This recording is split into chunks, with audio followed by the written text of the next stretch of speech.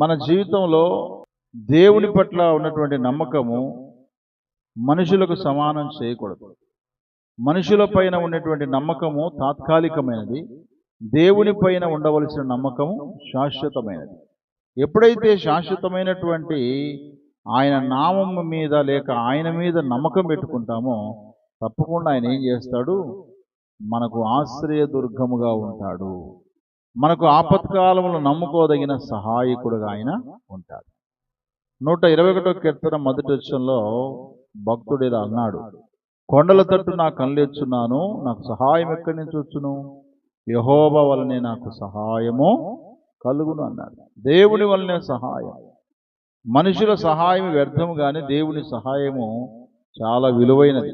దేవుని సహాయం మన జీవితాలకి సంతోషాన్ని ఇస్తుంది. దేవుని సహాయం మన కుటుంబాలకి క్షేమాన్ని ఇస్తుంది. ప్రియులారా,